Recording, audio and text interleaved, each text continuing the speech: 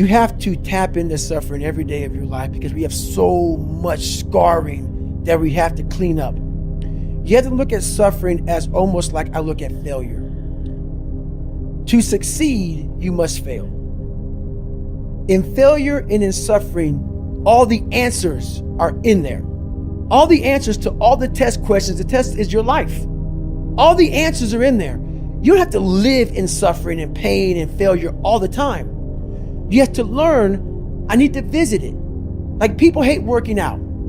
You're only going to visit working out maybe an hour a day. 23 other hours of the day, you're not in it.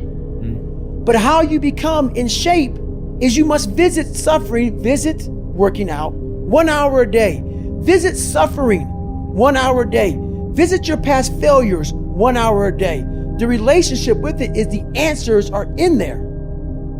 They are in there. Within the suffering, go in there, and I call it the live autopsy. The live autopsy. How you find out someone died? They crack you open after you're dead. How you can live is do it while you're alive. Go back in your brain, crack it open while you're alive. Don't wait until you're fucking dead to figure out why you died.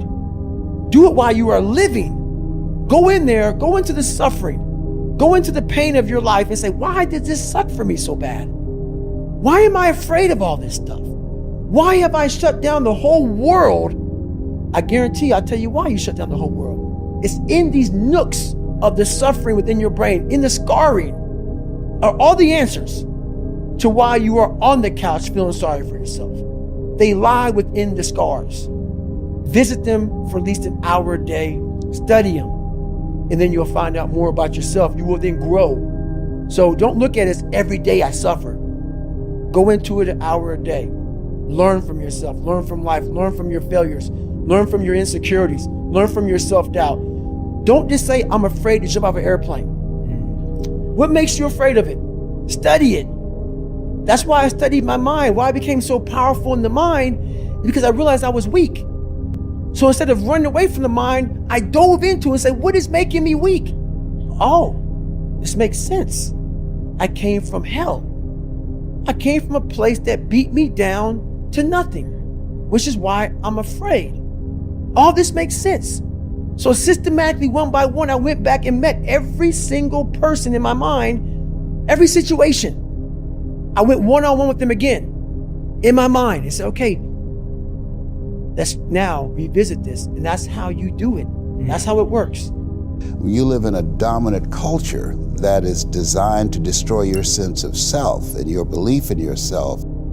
And you have to learn ways in which you can begin to connect with this power that you have within yourself to handle where you are. The key is to be constantly in a perpetual process of discovering the truth of who you are and fighting constantly to look for ways in which you can escape the inner conversation. You know every painful moment. You remember it. We try to put it under a rug, lift the rug up, you'll find them. So that's how I was able to write that book. You don't forget that shit. No. You want to, and that's where you fail.